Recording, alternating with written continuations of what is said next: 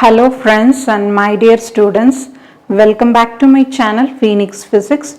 Today we are going to learn equations of uniformly accelerated motion by calculus method. You know what is acceleration? Acceleration is nothing but change in velocity per time, and the formula is A is equal to V2 minus V1 divided by T2 minus T1, and the unit is meter second power minus 2. I hope you know that. Here consider an object moving in a straight line with a constant or uniform acceleration. At t is equal to 0, the initial velocity is u. At time t, the final velocity is v. Let us discuss velocity time relation. Here you know that acceleration is equal to the first derivative of velocity with respect to time. What is dv? dv is equal to a dt. Integrating on both sides, that is integral of dv is equal to a into integral of dt. Here the velocity varies from u to v, that is u to v. Here the time varies from 0 to t. Just apply the limit. How do you differentiate dv? You know that integral of dx is equal to x. Same way here integral of dv is equal to v, that is equal to a into integral of dt is t. So how do you apply the limit? Upper limit minus lower limit, that is equal to a t minus 0. v minus u is equal to at. So v is equal to u plus at. This is our first equation. Look at this equation. Here acceleration depends on time, right? So at is given, acceleration depends on time. Next relation, displacement time relation. You know that velocity is equal to the first derivative of displacement with respect to time. Then how do you find out ds? ds can be written as v dt. From equation 1, v is equal to u plus at. Substitute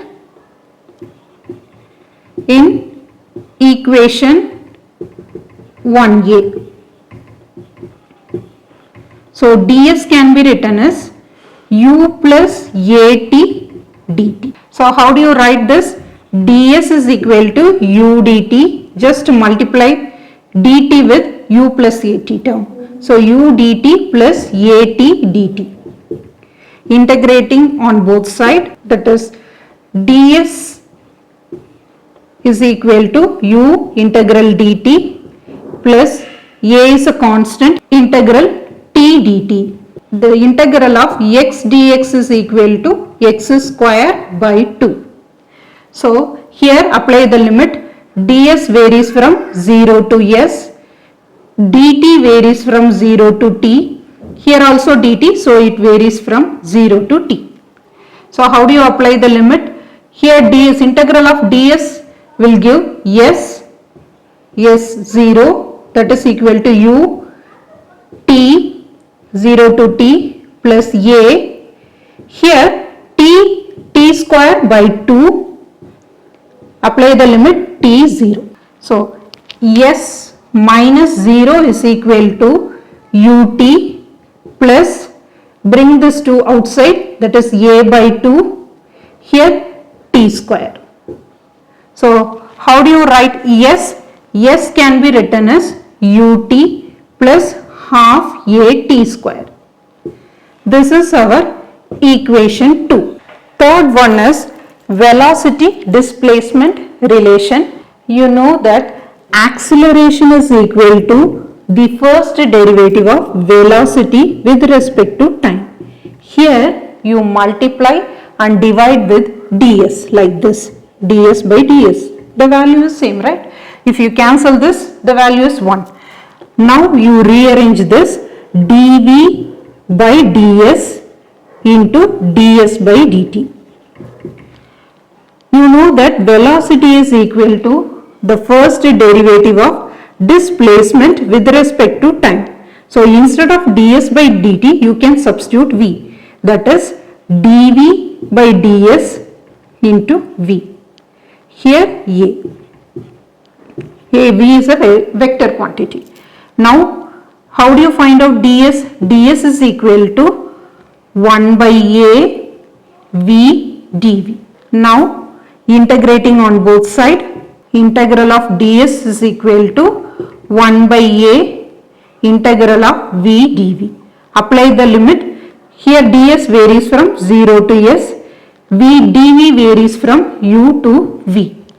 So s is equal to 1 by a, v dv is equal to v squared by 2 v u. Apply the limit. S is equal to 1 by 2a, bring this 2 here, so v squared minus u squared. So multiply these two, 2as is equal to v square minus u square. Then how do you find out v square? V square is equal to u square plus 2as.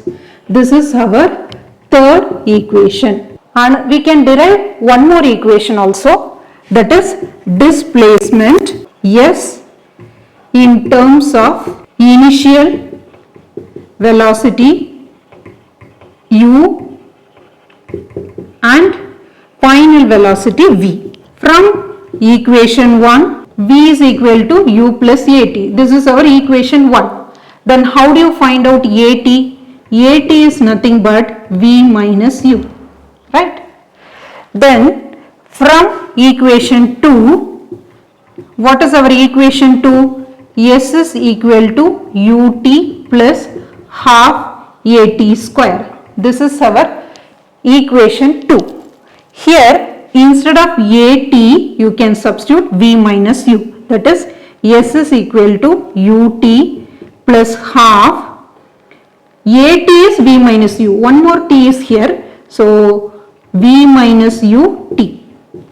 Just multiply this ut plus half vt minus ut by 2. Right? I am just multiplying 1 by 2 with each term. Here this is 1 ut, this is half ut. Subtract these two, you can get ut by 2 plus 1 by 2 vt. This is our s. Or you can write s is equal to v plus u divided by 2 into t. This is our fourth equation. So far we discussed about 4 kinematic equation, that is v is equal to u plus at, s is equal to ut plus half at square, then v square is equal to u square plus 2as. Finally, s is equal to u plus v by 2 into t. These are all called kinematic equation. These equations are valid only if the motion is in a straight line.